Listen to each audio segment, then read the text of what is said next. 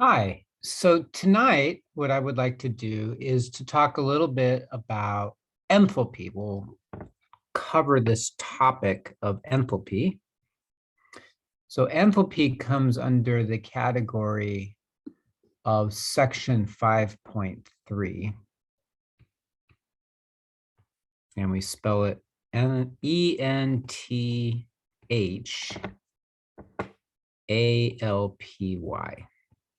Okay. So enthalpy has in it the following idea. Imagine that we have the gas cylinder that we talked about in the previous lecture. So, right, you got a cylinder, you have this piston that can move up and down, right? It can go up and it can go down, or in and out. I guess down would be in and up would be out. And there are gases in here. That's where our reaction is occurring. Okay. The gases are what we call the system. The system is the region of space that we're interested in. And in chemistry, it is typically the reactants and products. Everything outside of the system, which would include the walls of the cylinder and the piston itself and any air or water outside of it, we call that the surroundings. Okay, it is convenient to subdivide everything into two regions of space, the system and the surroundings. Okay, as we discussed a little bit toward the end yesterday, sometimes we're interested in the surroundings and sometimes we're interested in the system. But for this course, we will focus primarily on the system, the reactants, the gases, if you want to use that term. That will be the system. So we typically write this as the universe, meaning everything, nothing that existential. We're not talking about the universe of all the galaxies in the cosmos. We're just saying everything in the region that you're looking at is merely the system plus the surroundings. Okay. And we'll be focusing primarily on the system. Now, what we said was there were two ways to put energy into these gases or to take energy out. One was a thermal transfer of energy, and we called that thermal transfer of energy heat. So heat, and we're going to use the symbol Q, is, I'll put equal sign, even though, well, I guess I shouldn't put equal sign. I'm just defining it. I'm not putting an equation down. Heat is the thermal transfer of energy between the system and the surroundings.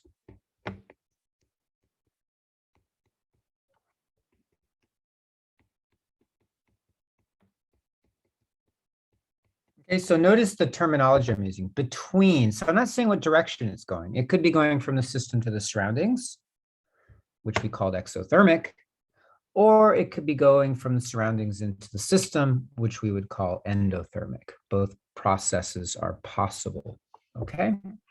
So that's heat. And then we said there was a second way that energy could be transferred between the system and the surroundings, and that was through work, which was a mechanical phenomenon, right? A mechanical quantity. It has to do with the pushing up of the piston by the gases or the piston pushing down on the gases.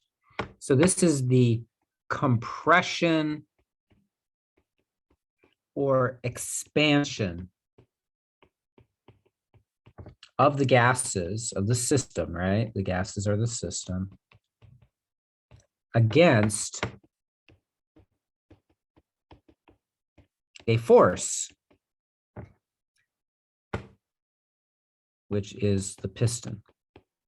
So the piston, we might imagine, is pushing down. There's a force being applied and the gases push that piston out of the way, that would be called an expansion. And that's, we said that we didn't have a term for it. If we would just say that the system did work on the piston, and we said the sign of the work would be W.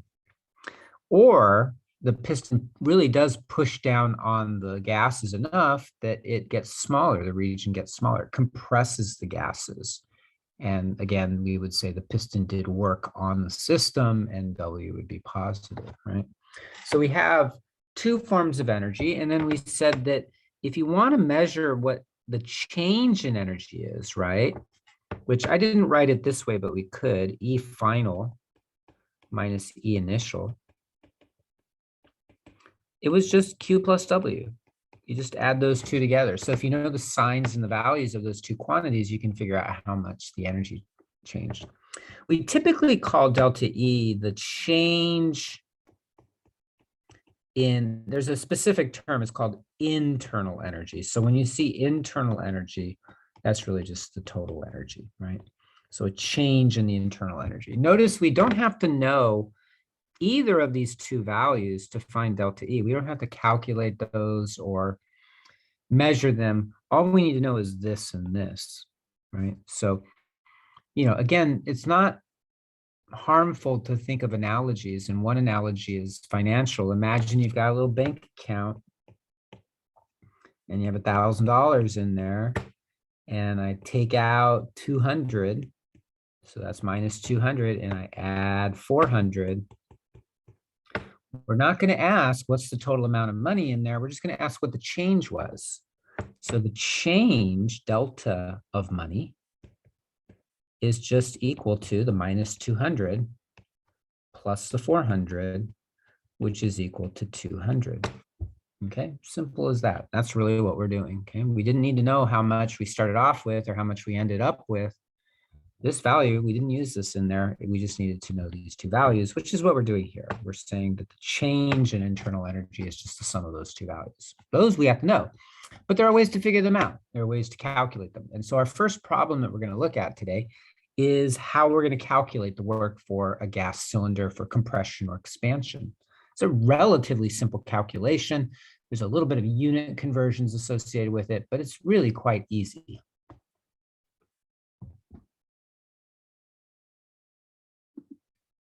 Oops.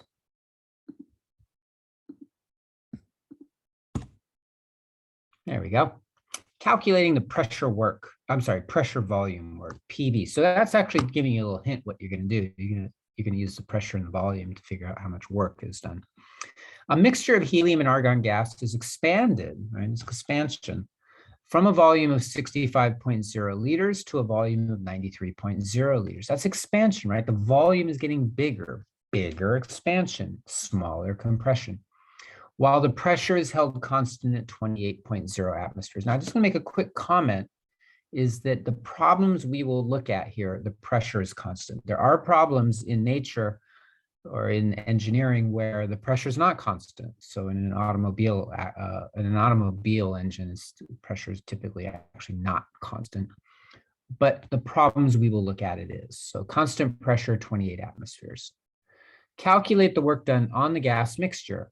Now, is that correct terminology? It it expanded from 65 to 93, the work done on the gas mixture. And that's very interesting, right?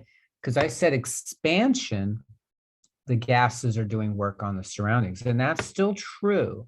They're just kind of, what they're doing is they're changing numbers so that both possibilities could be worded in the same way.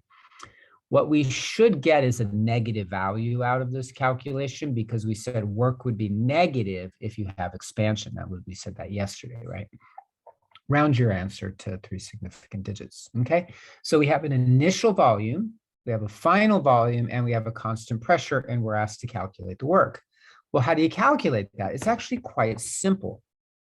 I'm going to write the equation here.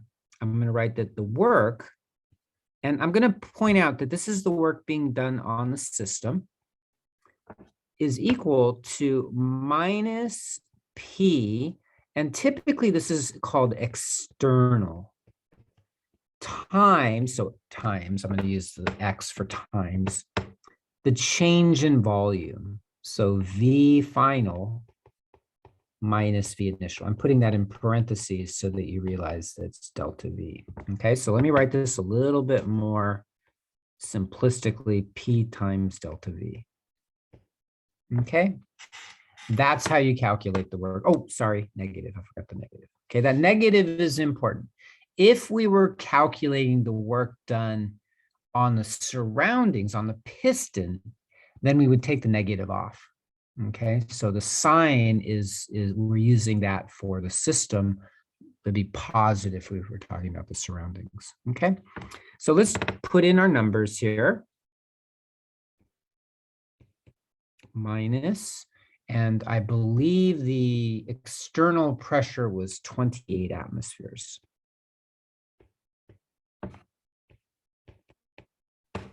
I'll put that in parentheses just so that we see what the number and the unit are. And then the change in volume, it went from 65 to 93. So 93 liters is the final and 65.0 liters is the initial. Okay, simple as that. Now there is one kind of complicating factor, which is units, but we'll hit that in a moment. It expanded. 93 minus 65 is 28. We multiply that, really, wow. We multiply that by 28. Oops. 93 minus 65 is 28. We multiply that by 28 and you get, it's essentially 28 squared, right? So you get 784.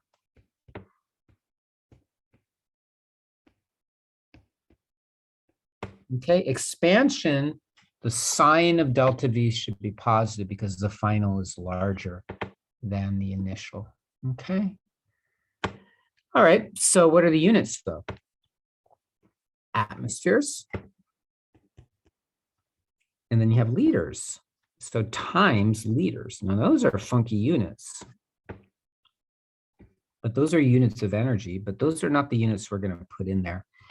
What we're going to do is we are going to convert this to more common units and more useful units. So the units that we want to use are either joules or kilojoules. Those are the two. Now we could do millijoules. I mean, kilo is just a prefix, right? So we could do centijoules or millijoules or microjoules or megajoules. Kilojoules are pretty common in chemistry because of the nature of the quantity of energy that we're talking about. So the joule is a capital J is the abbreviation, and then kilojoule is lowercase k, capital J. And there's a conversion factor. And the conversion factor is 101.325 joules is equal to 1 atmosphere liter. Okay, that's your conversion factor. So if we want to put this into joules, we would just use this conversion factor. So minus 784 atmosphere liters, and I'm going to do the dimensional analysis. We want to have joules, so we're going to put that in top. 101.325 joules is 1 atmosphere liter. So our atmospheres cancel, our liters cancel, and we're left with joules. So some number of joules. So negative 784 times 101.325, and you get, it's a pretty big number. It's negative 79,400 joules. So we could also put it into kilojoules. A kilo is 1,000, right? So a kilojoule is 1,000 joules. So if we took our negative 79,400 joules and put the kilojoules in the numerator and joules in the denominator, now the joules cancel, you're going to get, you're just dividing it by 1,000, so negative 79.4 kilojoule. Okay, so that is for a gas cylinder, right? This formula right here is used for the gas cylinder. There are different formulas for work. If you take physics, you'll see a bunch of them, or at least a few of them. In general, the form of work is the force associated with some kind of motion times the displacement of the object or of the particle, how far it moves. So it turns out that because of the definition of pressure, which is force divided by area, I'll just to throw this out there for you. So pressure is really force over area. And then you're multiplying that by volume, which is area times, a height or area is length squared, right? So imagine a square, it's the length of the square, squared. And then volume, if it was a cube, it would be the length cubed, right? So it's just you're multiplying by one more position or displacement dimension. So what happens is you get these cancel, the areas cancel, and then you get force times position, right? So, well, actually, I'm sorry.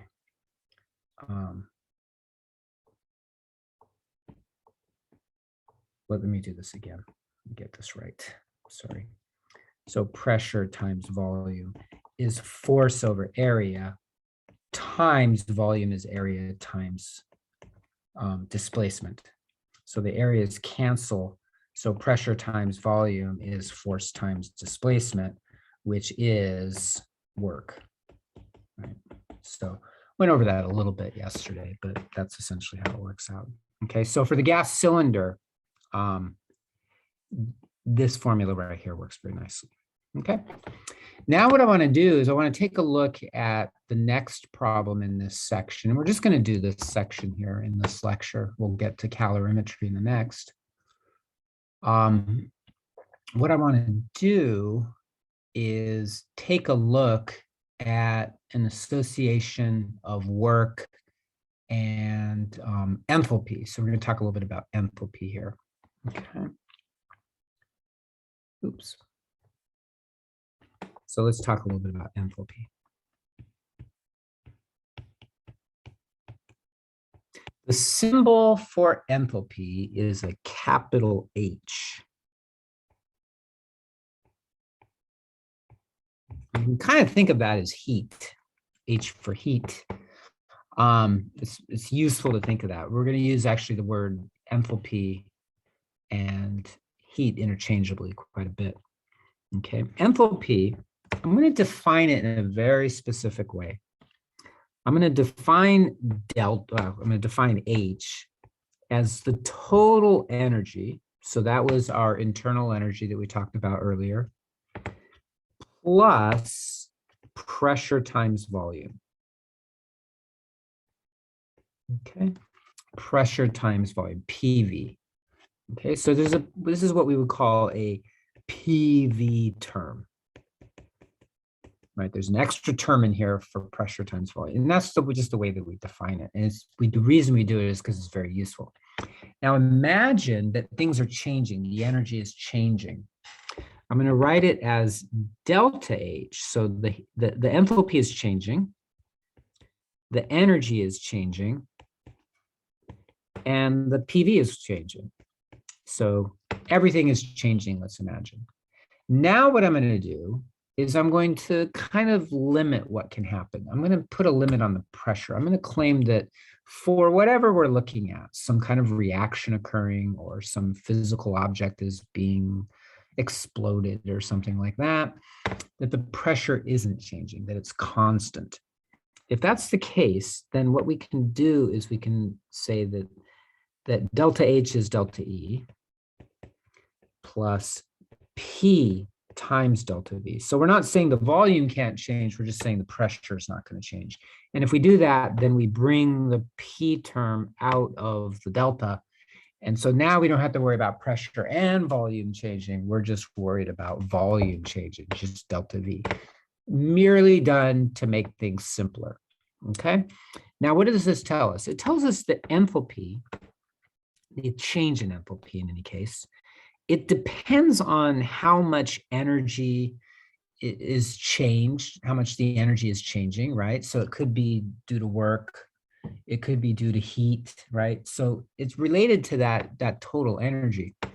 But there's this additional term here where you're adding an additional term, which is the pressure times the change in volume.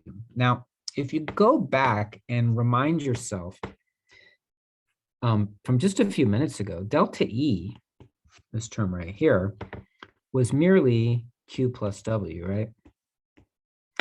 But then in the previous problem, see how we're putting everything together like a little puzzle here. In the previous problem, we said that, wait a minute, but work was equal to minus P delta V. Okay. Well, suppose I substitute this minus P delta V in for that term there, and then substitute these two for this one up here. I'm doing two substitutions, one for work and then one for delta E. So let's do the work first. So this would be equal to Q plus a minus, so just minus P delta V, right?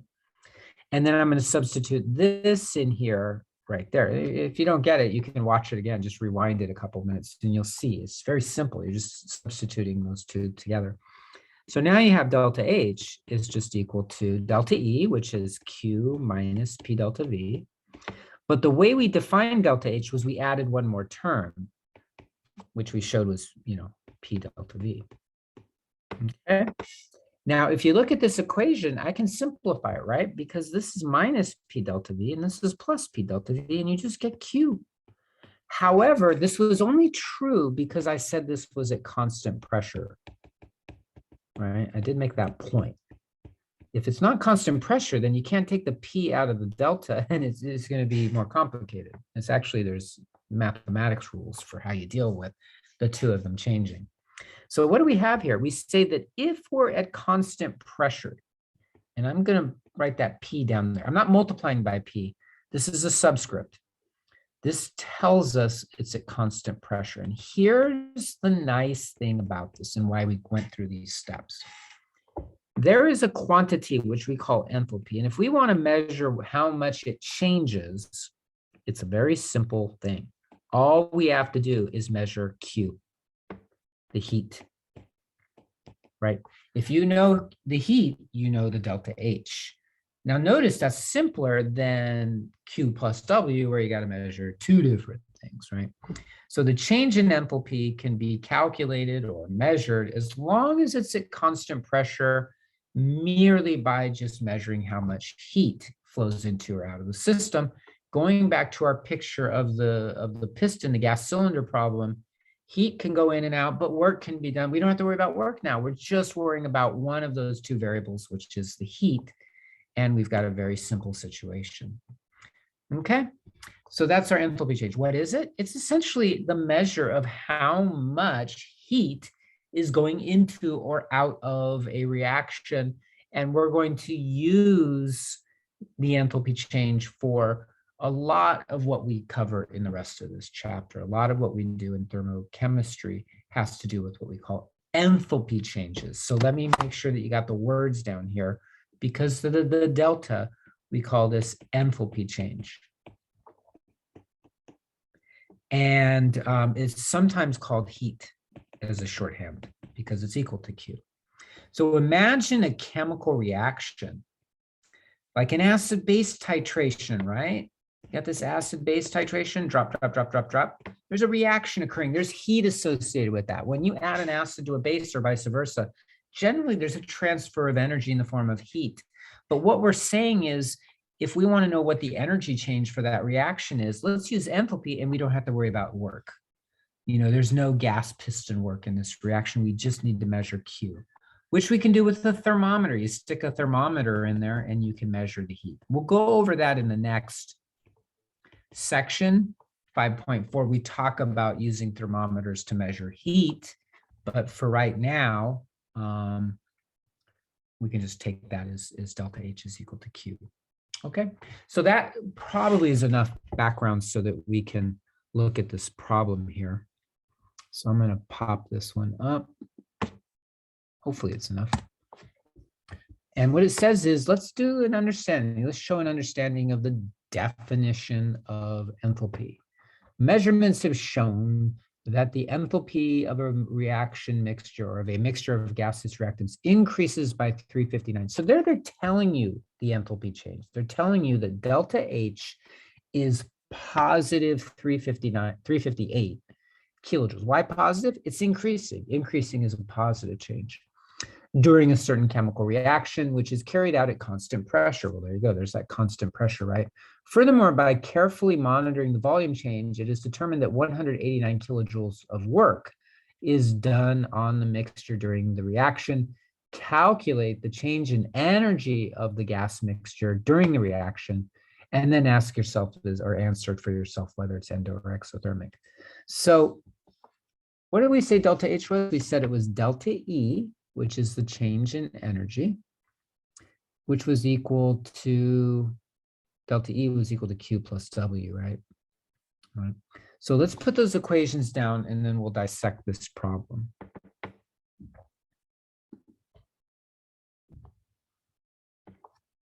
So we have the delta E is Q plus W. And then we have the delta H is delta E plus P delta V. Okay. Now, here's the numbers that they give us. Be very careful because they're going to give you different numbers here. So the enthalpy increases. So they're telling us that delta H is positive 358 kilojoules. Why? Because they said enthalpy increases by 358. Okay, now obviously if it said decreased, then it would be negative 358. Okay. They then say that by measuring the volume change, 189 kilojoules of work is done on the mixture. So work is positive 189 kilojoules. Why? Because work is done on the system or on the mixture. Okay, the mixture is the system. Okay, if it said that the system or the mixture did work on the surroundings, then you would have negative 189. Okay, so now essentially what they do is they ask us to find delta E. And then they ask us, is it endothermic or exothermic? So there's our, those are our two questions. Okay. All right. We have all that we need here. Now, it's a little tricky here, but let me show you the logic here. They're asking us for delta E, the change in energy. So what I'm going to do is I'm going to rearrange this equation right here. What I'm going to do is, well, actually, there's a couple different ways I can do it, but let me show you one way. Delta E would be delta H minus P delta V, right? But minus P delta V, that's called work, right? That was an earlier equation, right? So really all you're doing then is you're saying 358 minus P delta V means plus work, right? So if I say minus P delta V, that means plus work. So that's 358 kilojoules plus 189. Okay, so that's going to give us what? 558, 548, 547 kilojoules. And you're going to get a positive value. Okay, so that's, that's one way to do it. Okay, so again, what I did was they asked us for delta E. So I took this equation, I rearranged it. I made it delta equals delta H minus P delta V. But minus P delta V is work. So that's really the same as delta H plus the work. So I used these two values here. Now, I imagine what you could also do is you could say that since you're at constant pressure, this is the alternative approach. Use whichever one you want. Since we're at constant pressure, delta H equals Q. right? Q sub P, constant pressure. So what I could do is I could say delta E is Q plus W. That's always true. Delta E is Q plus W. And so we know that delta H is equal to Q. So that's right there, 358. So we have 358 kilojoules. And then it said, we already know the work is 189. And what are you going to get? You're going to get the same answer, 547. Okay, again, if you have problems with that, watch, just rewind it 5 minutes, go back, look at it again. These are two separate approaches using essentially the same equations, but either one is fine, right? Okay, now the last part of the question was, is it endothermic or exothermic? For that, we don't care about delta E. All we need to know is what is delta H or what is Q. If the heat is negative, we went over this yesterday, if the heat is negative, it's exothermic. If it's positive, it's endothermic. It was positive. They said the enthalpy changed positively, right? That's a positive change, so that's endothermic. We're done with that one, okay? So there's the idea behind that. Okay. Now, what I'm going to show you here is another problem that you'll be working on with Alex that has to do with reaction enthalpy. This is kind of cool. And the idea here is the following. We have what's called the thermochemical equation. And you know what a chemical equation is. You already know what that is. You know what a balanced chemical equation is. So I'm going to take, for example, C solid plus O2 gas to give me CO2 gas. And I'm going to actually indicate what delta H is. Okay, I know it's a little squeezed in there, sorry. What does that say? It says that if you take carbon and oxygen and react them, you get carbon dioxide, and here's delta H. So this is called a thermochemical equation because it's a balanced chemical equation, but it also gives you the thermo aspect of it, the energy change. So imagine you want to make a battery, or imagine you want to make a fuel. You want to know how much energy that reaction is going to give you, right? A chemical battery is just chemical reactions occurring, and there's energy that is released in that process, electrical energy, right? You want to know how much energy that battery holds. Well, you need to know how much energy the chemical reaction holds. And that's what the thermochemical equation does. It tells you how much energy is associated with the reaction, how much enthalpy specifically. So if you want to use a fuel and burn something to get heat off of it, how much heat you can get off? Well, this is what tells you the thermochemical equation. We can interpret this in the following way. The coefficients, we will assume those are moles. So 1 mole of carbon in the solid form, 1 mole of oxygen in the gaseous form produces 1 mole of CO2 in the gaseous form. Why 1? Because the coefficients are all 1. Okay.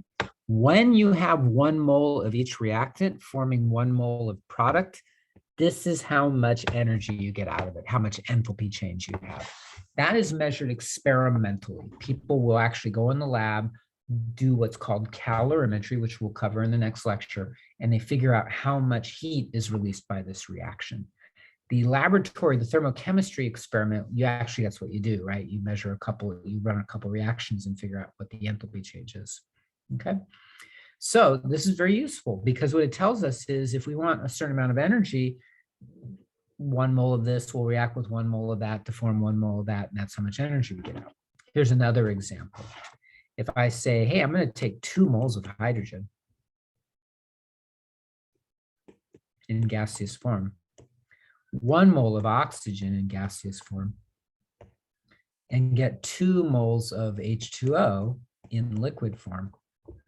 Delta H for this is, I'm doing this from memory, sorry, minus 285, oops, doing it from memory, it's minus 571.6 kilojoules. Okay, that's just measured experimentally. People have done that. You can do that yourself. Okay. What now? Now the question is, what happens if I change the amounts of material? Think about it this way. Suppose you have a car and you put a gallon of gas in. You can drive a certain distance because there's a certain amount of energy in the gasoline. But suppose I only put half as much gas in. In theory, you should only be able to go half as far, right? If I put twice as much gas in, I should be go twice as far because I have twice as much energy. So the same is true for enthalpy. If I were to cut these in half, I'm just going to divide everything by 2. Then what you would do is you would divide this by 2. So if I had 1 mole of H2 and a half a mole of O2 and 1 mole of H2O, then delta H would be 1/2 of minus 571.6 kilojoules. See how that works? If I divide the coefficients by some number, I'm going to divide delta H. And that just makes sense, right? If I cut the amount of fuel, I cut the amount of energy. And that's what enthalpy change is. It's energy. It's how much energy gets transferred. Okay. Likewise, if I multiply it by 50, right? So if I took this one here and said 50 moles of H2 and 25 moles of O2 and 50, I'm sorry, it's not, is it 50? Yeah, 50 moles of H2O. Then delta H would be, you multiply that by, 50. So 50 over 2 times minus 571.6, right? I divided it by 2, then I multiplied it by 50. So I'm going to keep the 50 and 2 there, right? Very simple. Another thing you can do is you can reverse a reaction. So it turns out energy can go both ways, right? Endothermic, exothermic, uphill, downhill. Eat food to get energy, run to use the energy, right? Metabolism is made up of anabolism and catabolism, right? Opposite directions. So if I take this reaction, I'm going to come back to the original one here. If I say 2 moles of H2 and a mole of O2 gives us a mole of water. Oh, did I have that right? It was 2, 1, 2. Okay.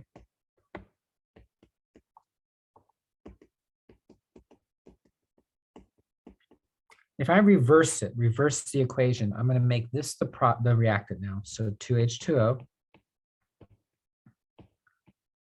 And then that's going to turn into 2H2 and O2. Okay, that's called reversing the equation. If I reverse the equation, what happens? Delta H gets reversed too, but reverse for the number means you just change the sign. So in other words, this reaction here is exothermic. The sign convention is delta H equals Q. So if Q is negative, that's exothermic. If you reverse the equation, it becomes endothermic, and now that becomes a positive. Okay. You can also combine both. You could multiply by a number or divide by a number, and then also reverse it, and you would just do both. Reverse it, change the sign, multiply by a number, multiply delta H by the same number. So let me show you this example. Kind of cool. Here we go.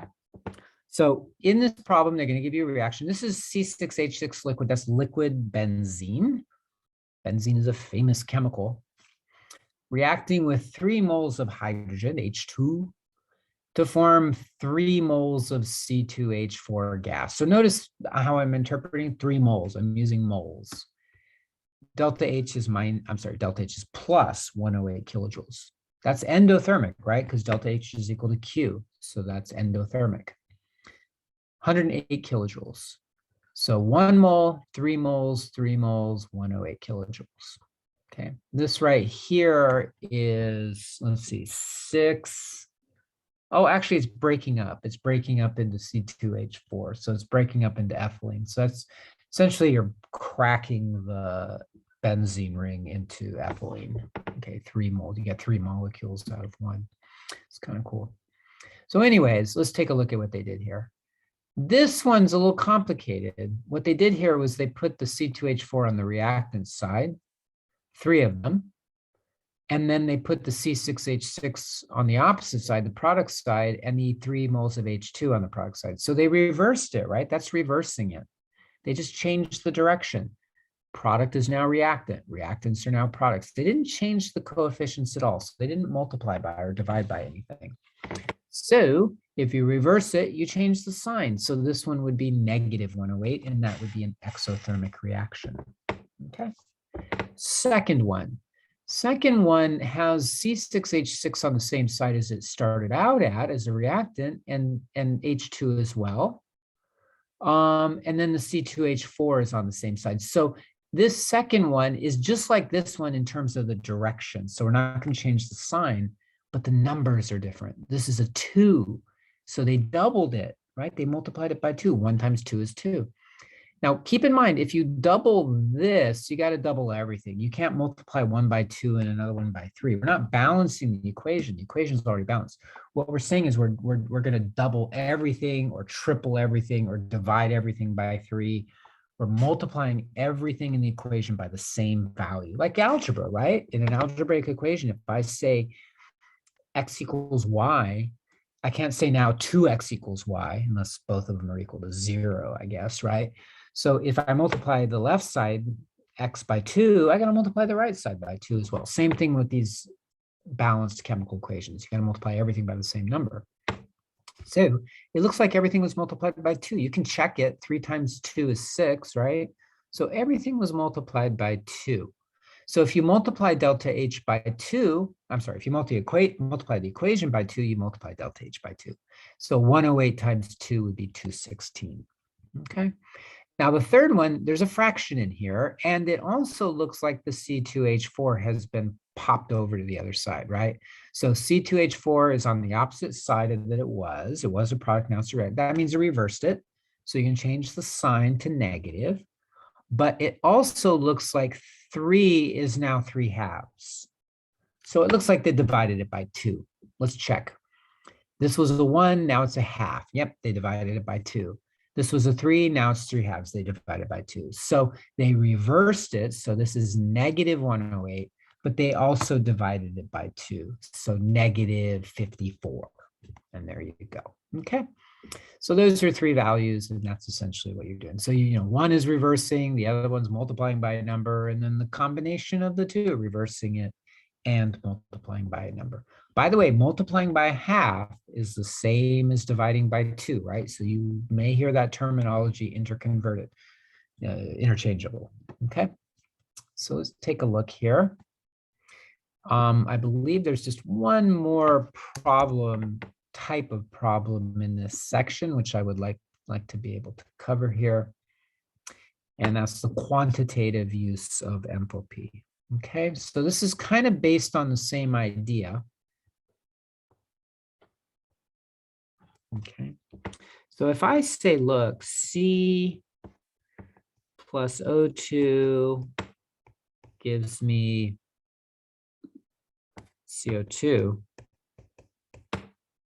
and I say delta H is minus 394 kilojoules. If I were to say, hey, now I'm going to have 2 moles. So this is 1 mole. 1 mole. 1 mole. Because the coefficients are 1s. If I now make it 2 moles,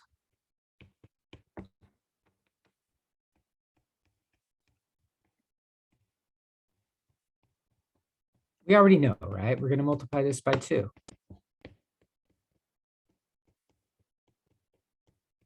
Okay, so that's going to be what? Minus 792?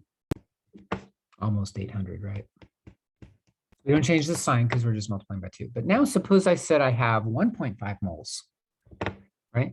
I would multiply this by 1.5, right? So if I said I have 1.5 moles of C, and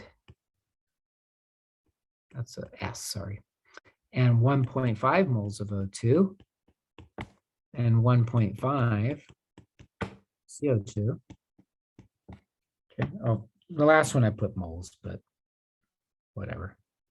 Now delta H would be 1.5 times minus 394. Now, why am I doing that? Why am I multiplying by 1.5? Because in reality, if we measure out a certain amount of stuff, we might not have a whole number of moles. We might have a fraction. We might have 3.54 moles or 0.0218 moles, right? That's what happens in most cases. So my point is, whatever this number of moles is, you can still multiply delta H by that. So this plays out in terms of mass. Suppose I told you I had 15 grams of carbon reacts. Okay. Well, now this is a mass, right? Not moles, but what can we do? We can take our 15 grams of C and we can convert it to moles. 1 mole of carbon is 12.01 grams of carbon, and then convert it to moles. So the last problem, all they really do is they say, look, here's a balanced equation. We're going to give you the mass of the substance. Just convert it to moles and then figure out how much delta H is based on that number of moles. Okay. So mass to mole conversion. Remember, mass to mole is you divide by the molar mass of the substance or the atomic mass if it's an element, whatever terminology you want to use. So let's take a look at one of these. Okay. Calculating the heat of reaction from molar reaction enthalpy and the mass of the reactant, okay? A chemist measures the energy change or enthalpy change, delta H, during the following reaction. So here's your balanced equation with your delta H, right? That's all given.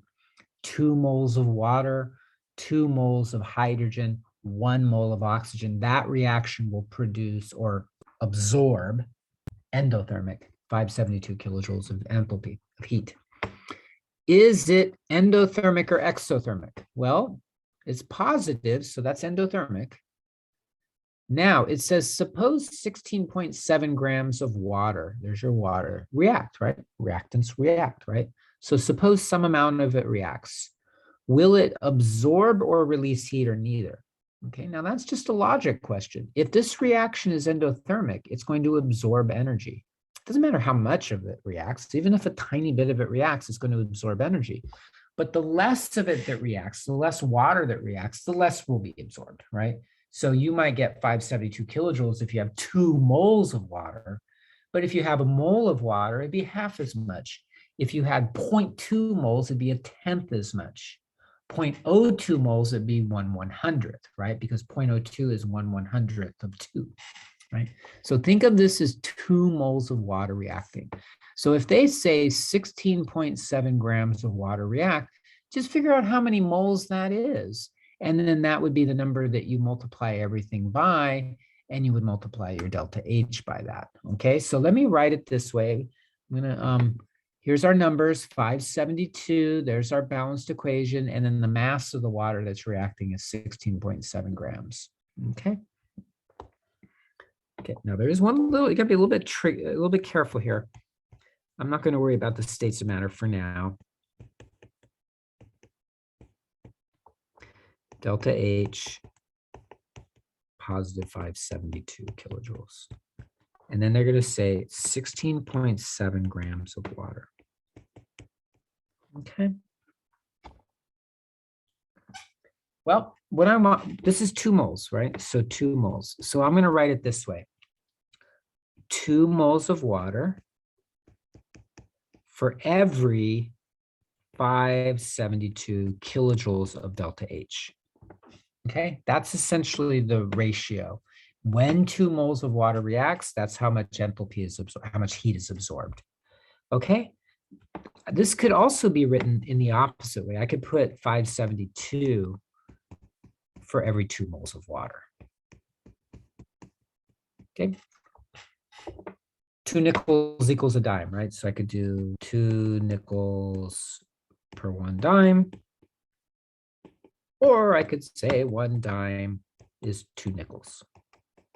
Right? That's all I'm saying. That when 2 moles of water react, it's 572 kilojoules. Okay. Now I got 16.7 grams of water. Now, you may not remember the molar mass of water, but you might, because you might have done it a few times in some previous problems. It's around 18.02. So I'm going to use that to convert. 1 mole of water is 18.02 grams of water. And so if I have 18 grams, that's 1 mole, but I got 16.7, so a little under a mole. So 16.7 over 18.02, and you got 0.927 moles of water. Okay, so I don't have 2 moles, I have almost 1. If I had 1, that would be half of 2, and so it would be half of 572, which is like 286 or something like that, right? 286, I think it is. But it's about 0.927. So here's what I'm going to do. I'm going to take this 0.927,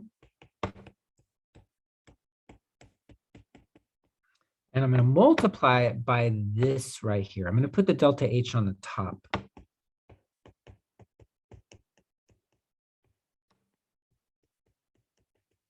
Okay, why am I doing that? Because again, if it was 2 moles, if I had exactly 2 moles, it would be 572. Does that work?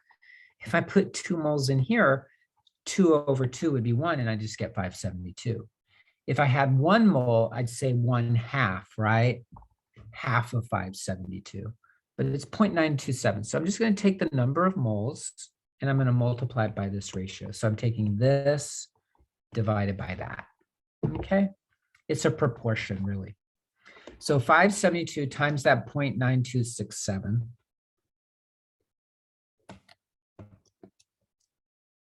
over 2. Don't forget to divide by 2, and you get 265. Okay, so the second part, or the third part, I guess it was, said that, hey, if heat is absorbed, how much? There you go, 265. Okay, so endothermic, because that's positive.